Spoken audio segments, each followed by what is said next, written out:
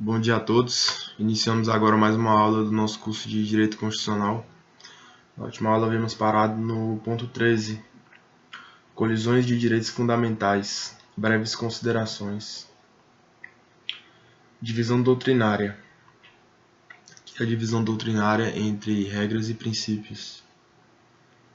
Os princípios, eles são espécies de normas que exigem, proíbem ou permitem de modo categórico e determinado comportamento, presente o suporte fático, quer dizer, a circunstância de fato que faz incidir a regra.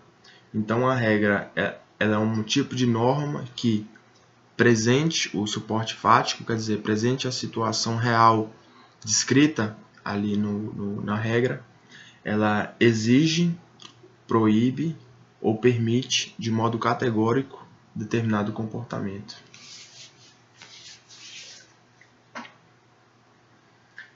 Há uma impossibilidade de convivência entre duas regras.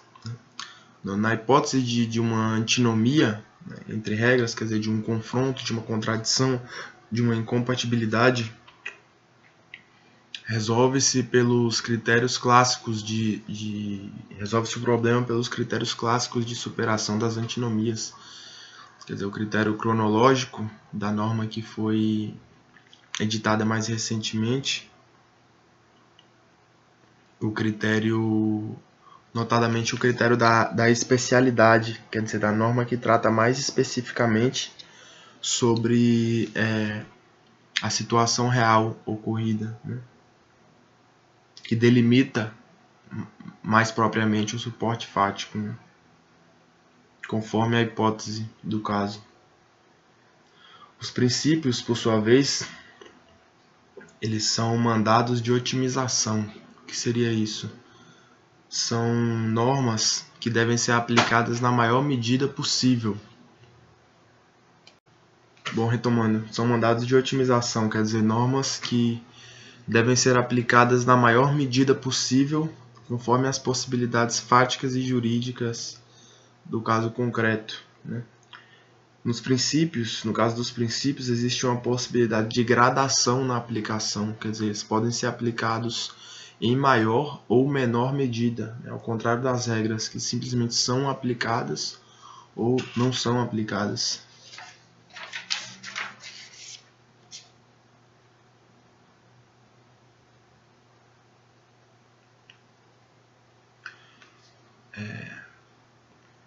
Ainda dentro aqui dos princípios, por exemplo, como é que pode se dar essa gradação na aplicação dos princípios?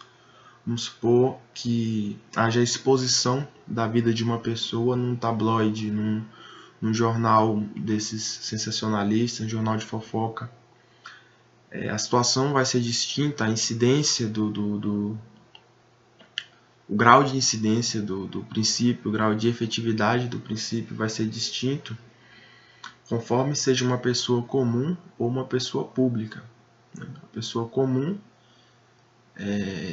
não tem nenhum motivo, não há nenhuma razão plausível para que ela figure nesse tabloide, nesse jornal sensacionalista, e, portanto, haveria uma prevalência do direito à intimidade daquela pessoa em detrimento da liberdade de informação, da liberdade de imprensa. Já a pessoa pública, ela por definição é uma pessoa que está se colocando, está colocando sua cara a público, o que inclui a possibilidade de ser julgado, de ter fãs, das pessoas se interessarem pela vida dela e etc. Dos fatos da vida dela serem de interesse de um grande número de pessoas, o que justificaria, em tese, a divulgação desses fatos num veículo de mídia.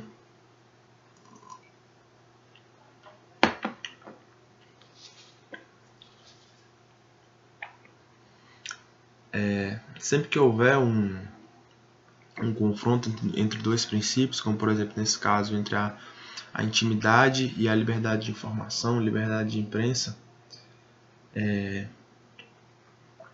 há que se fazer um juízo de proporcionalidade, de modo que haja a compressão dos princípios, quer dizer, a compressão da liberdade de imprensa e a compressão ou a compressão da intimidade da pessoa no menor grau possível, certo?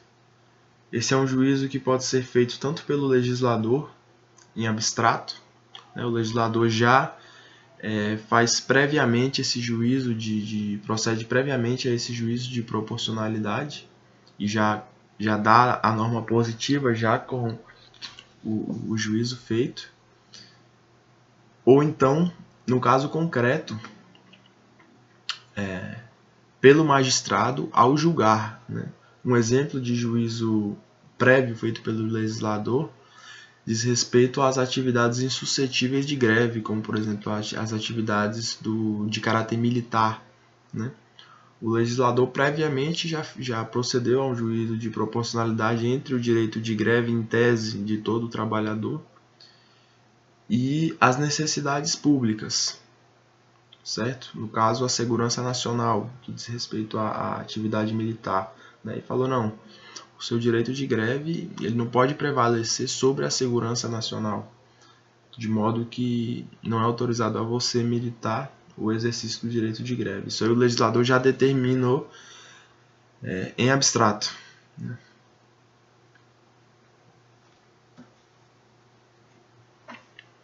E vou seguir a leitura das notas. Entendimento pelo enquadramento da hipótese fática no âmbito de proteção do direito fundamental. Âmbito de proteção. Parcela da realidade que o Constituinte houve por bem definir como objeto de proteção da garantia fundamental.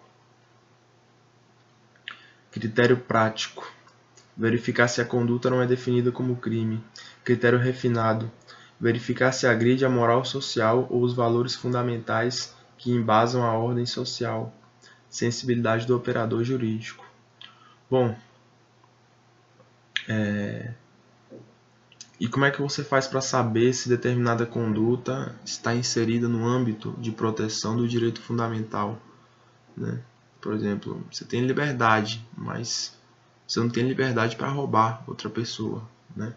Se a sua conduta for tipificada como crime, definida como crime ou como contravenção, a evidência, né, ela não está abarcada pelo âmbito de proteção do direito fundamental. Isso seria um critério prático, seria, vamos dizer, para tirar o grosso, né, o que evidentemente não é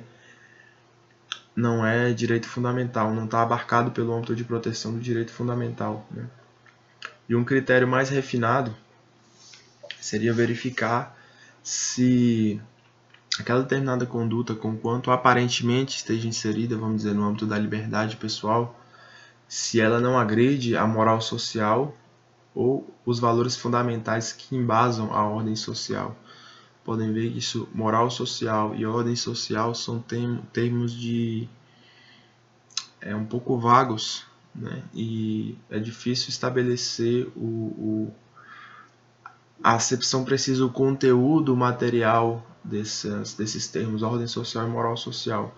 Então a questão fica também, em boa parte, no âmbito da sensibilidade do operador jurídico, né? Descartado logo de cara as condutas que se enquadram como crime, as demais ficam ali o operador jurídico vai ter a carga argumentativa quer dizer, o dever de justificar racionalmente por que aquela conduta seria ou não seria abarcada pelo âmbito de proteção. Notadamente, vai ter que justificar por que não seria, né? Porque se o fato não é crime e ele, em tese, se subsume a uma hipótese de exercício de direito fundamental, o operador jurídico vai ter, o magistrado, na verdade, vai ter o ônus argumentativo de demonstrar por que aquele determinado exercício, aquela determinada prática não se enquadraria no âmbito de proteção do direito fundamental.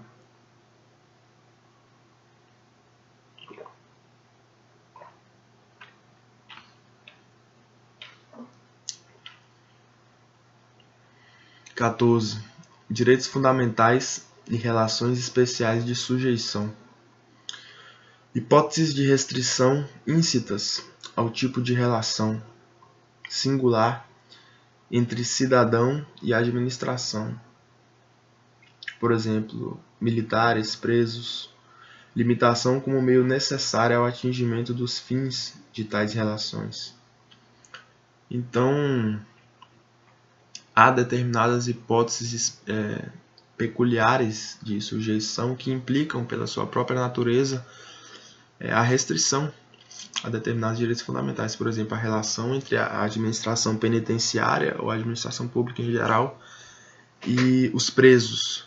O preso está naturalmente numa relação de subordinação ali, ele está com a sua liberdade tolhida, sua liberdade de locomoção tolhida, ele tem um dever de obediência às normas específicas ali da sua condição, quer dizer, o dever de disciplina, de obediência aos agentes carcerários e etc. Então ele já está com uma série de direitos fundamentais tolhidos a princípio, né? Logo pela sua própria condição de preso, né? E isso é um meio necessário ao próprio atingimento do fim de tal relação, quer dizer, ao cumprimento da pena. Para que o sujeito cumpra a pena, bom, ele tem que estar com a liberdade dele restrita, e para que esse período de restrição de liberdade se desenvolva sem maiores problemas, se desenvolva de forma tranquila e objetivando a finalidade da pena, quer dizer, a reabilitação do preso, né, a prevenção de caráter específico, né, quer dizer, mostrar para aquele preso que isso não se faz, né, e desestimular ele a praticar a conduta criminosa, se faz necessário o cumprimento dessas normas ali da lei de execuções penais, do regimento da prisão e etc. E isso já está, vamos dizer, intrínseco à própria natureza da relação. Passamos agora ao ponto 2.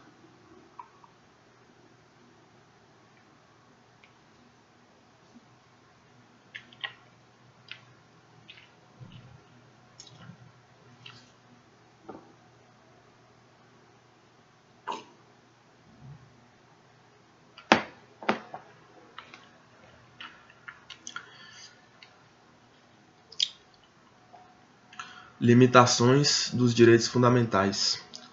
Conflitos inerentes ao exercício de direitos.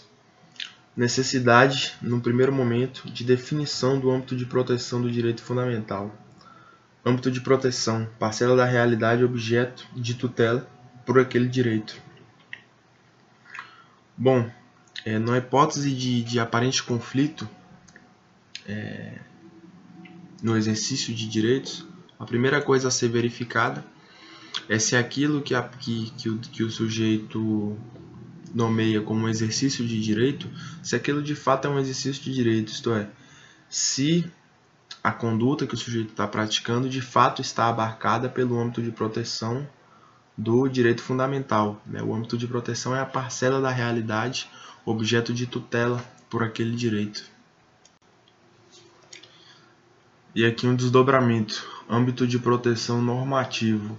O âmbito de proteção normativo é quando cabe ao legislador infraconstitucional estabelecer não só restrições ao direito, mas definir a sua conformação, definição do modo de exercício, definição do que é protegido contra o que é protegido. O âmbito de proteção normativo diria respeito àqueles direitos constitucionais por demais vagos que, para a sua explicitação, necessitaria de uma integração do legislador infraconstitucional no sentido não só de estabelecer as restrições, as eventuais restrições àquele direito, mas de definir também o seu modo de exercício. Certo? Seria regulamentar o direito, né? Conformar é regulamentar. 1.2 Âmbito de proteção, determinação.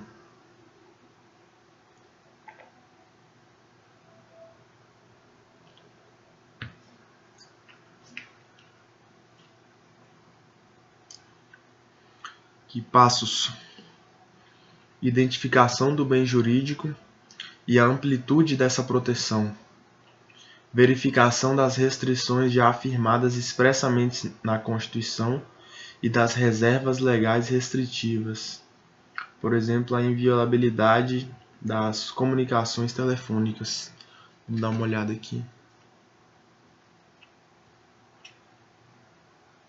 Bom, o primeiro passo é identificar o bem jurídico, qual é o bem jurídico protegido, e identificar a amplitude dessa proteção, quer dizer, o alcance dessa proteção.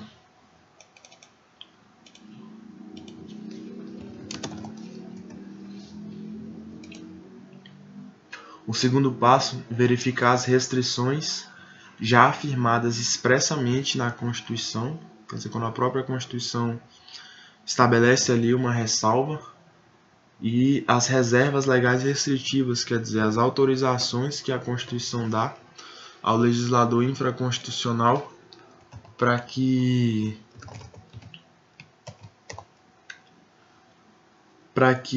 restrinja o exercício daquele determinado direito fundamental. Um exemplo a gente pode ver aqui no artigo 5º, inciso 12.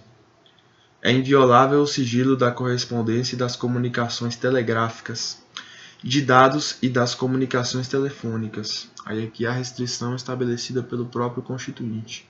Salvo, no último caso, quer dizer, das comunicações telefônicas, por ordem judicial, nas hipóteses e na forma que a lei estabelecer para fins de investigação criminal ou instrução processual penal.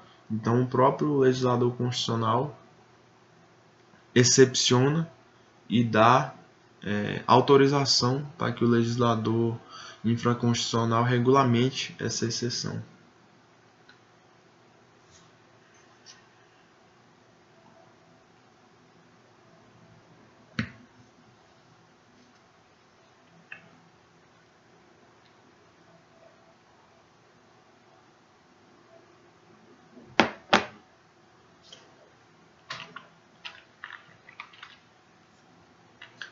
Um 1.3 Conformação e restrição.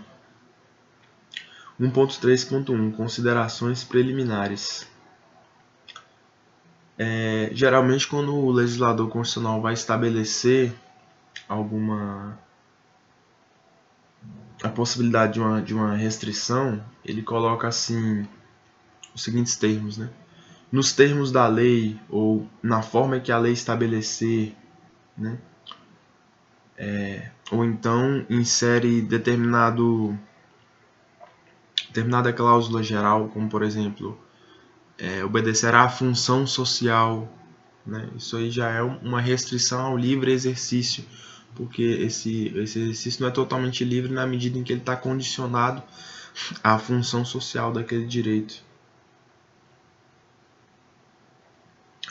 A conformação, quer dizer, a regulamentação, ela se presta à complementação, quer dizer, complementação no sentido da explicitação do que estava implícito ali no próprio direito, quer dizer, não no sentido de inovar, mas no sentido de exatamente o sentido de tornar explícito o que já estava implícito ali naquele direito. Densificar, quer dizer, concretizar, deixar clara qual é a substância daquele direito, né? Seria basicamente isso, de modo a proporcionar, a possibilitar a sua aplicação prática, né? Por exemplo, direito de propriedade, direito do consumidor, sucessões. E aí você vai lá no código, tem lá na Constituição o mandamento de que haverá proteção do consumidor e etc. E aí tem um Código de Defesa do Consumidor com todas aquelas normas ali, dando concretude a esse mandamento constitucional. Direito das sucessões, quer dizer, assegurado o direito à herança.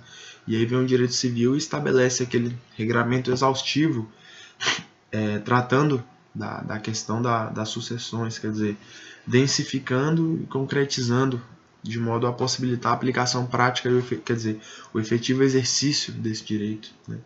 Um acesso ao judiciário, a mesma coisa, né?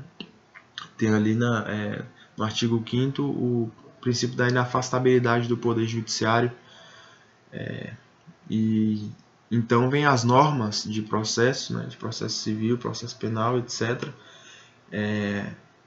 conformando esse direito, quer dizer, dando concretude, densificando, de modo a permitir o efetivo exercício, né, desse direito.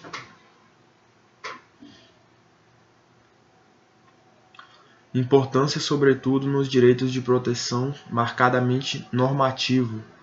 A ausência da conformação inviabilizaria a invocação do direito subjetivo, né? Por exemplo, no direito ao acesso ao judiciário. O cara fala, bom, eu tenho direito ao acesso ao poder judiciário, né? Mas se você não tem as normas de processo regulamentando de que forma se dá esse exercício, falar em acesso ao judiciário se torna um preceito vazio de conteúdo, né? O direito ao acesso ao judiciário tem como conceptário necessário a existência de normas de processo, né, que viabilizem o exercício desse direito, né? Então, o direito de proteção marcadamente normativo, quer dizer, que impõe ao Estado a edição de uma legislação que viabilize o seu exercício, né?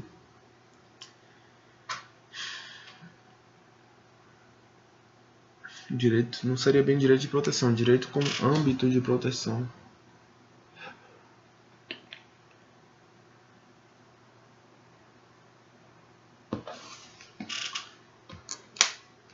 E aqui o 13.2, âmbito de proteção estritamente normativo. Exemplos.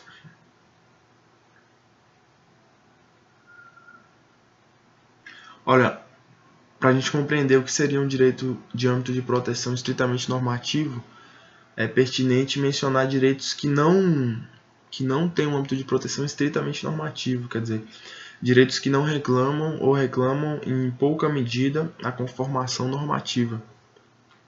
Por exemplo, o direito de ir e vir, você precisa de uma lei infraconstitucional, de um regulamento, para que você possa de fato usufruir desse direito de ir e vir. Basta que conste o direito à liberdade na Constituição, o direito à vida.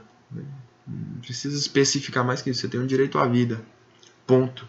Direito à liberdade de opinião, da mesma maneira, são direitos que, para o seu exercício, você não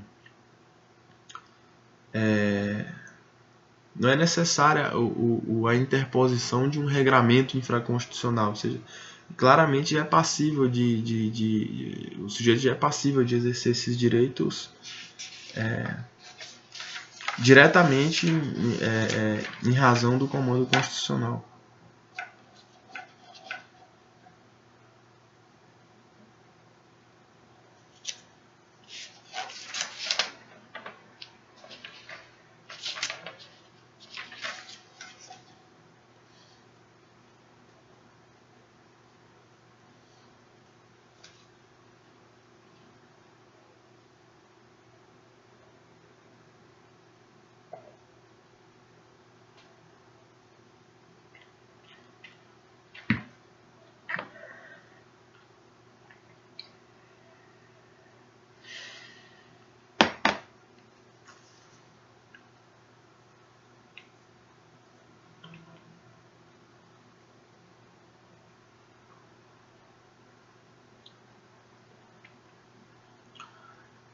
No entanto, por exemplo, o direito de propriedade, ele é um direito com âmbito de proteção marcadamente normativo, quer dizer, as normas de direito, ali no artigo 5º, logo no caput é assegurado o direito à propriedade. No entanto, as normas de direito privado que estabelecem mais propriamente como é que se define a propriedade, quer dizer, ali a questão no registro, no cartório de registro de imóveis, as regras de transferência da propriedade, as ações petitórias e etc., né?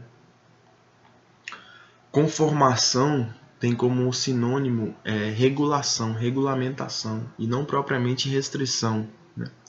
A conformação, ela teria por objetivo viabilizar o exercício do direito dentro daquelas bases de conferir concretude ou densificar, né, aquele determinado direito que no primeiro momento parecia um pouco vago. Por exemplo, no artigo 5º, inciso 26,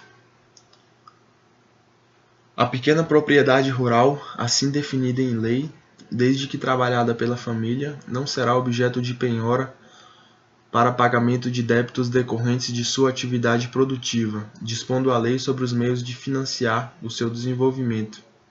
Então, propriedade rural assim definida em lei, dispondo a lei, quer dizer, há necessidade de uma conformação, de uma integração legislativa para que o exercício desse direito possa se dar de forma plena, né?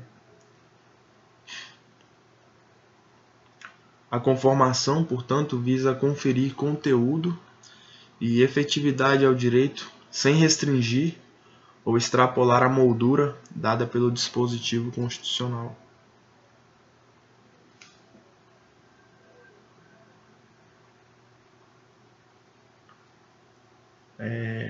Então, 26 minutos. Vamos parar por aqui hoje. Na próxima aula nós vamos dar início ao capítulo relativo às restrições a direitos fundamentais. Obrigado pela atenção. Bom dia a todos.